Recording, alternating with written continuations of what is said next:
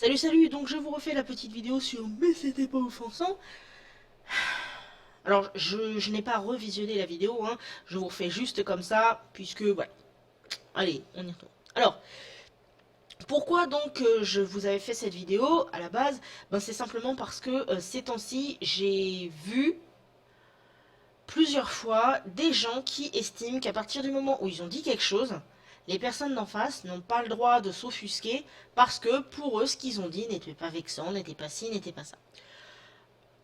Ouais. Alors, pour illustrer la chose, je vais évoquer une image que j'ai entendue au départ quand j'étais au lycée, en histoire de l'art, et j'ai entendu plusieurs versions de ça depuis. En gros, c'était le concept selon lequel, une fois que l'artiste a mis son art à disposition du public, peu importe ce que lui a mis dedans, puisque le public va faire sa propre interprétation.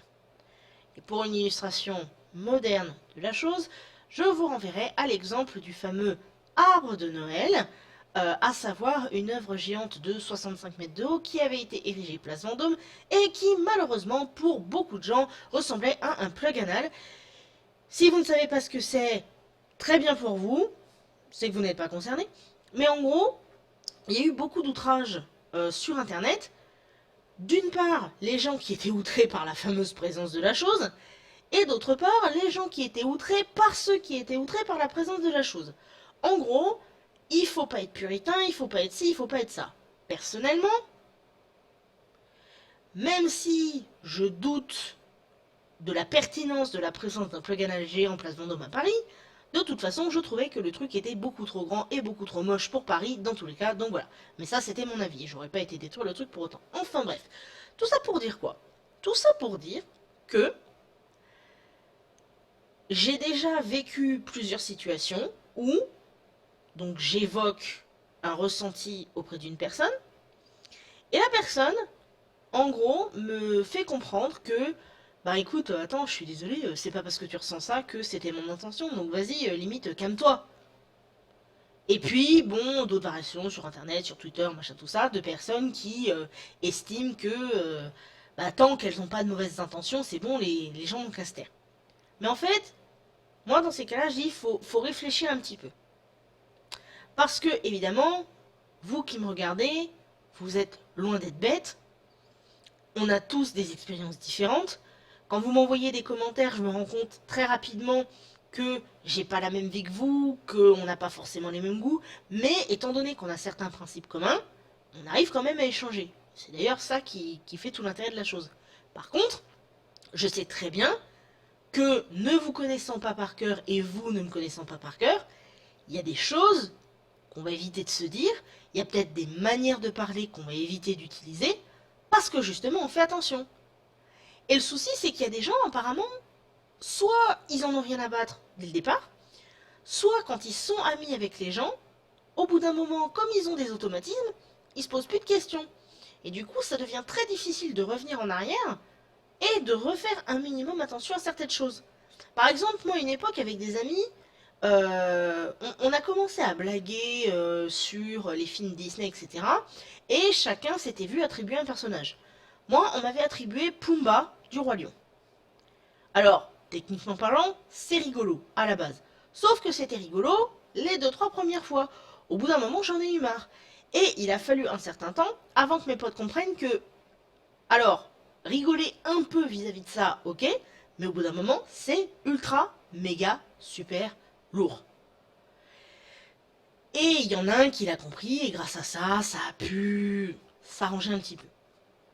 Avec une autre amie, qui n'est plus mon amie maintenant, je lui ai fait comprendre qu'il y a des choses qui me gênaient énormément, et elle m'a dit en gros que c'était pas parce que je le ressentais comme ça que c'était son intention. Et ça, je veux bien le comprendre. Je veux dire, je suis pas bête non plus. Je me doute bien que la plupart du temps, les gens, quand ils vous sortent des trucs comme ça qui vous embêtent, c'est pas qu'ils ont envie de vous faire mal, même s'il y en a qui ont envie. C'est pas du tout ça. C'est juste qu'ils sortent des trucs qu'ils réfléchissent pas. Mais quand on est vraiment une bonne personne, on essaye de temps en temps de se remettre en question. Et même si on a des difficultés, on essaie régulièrement.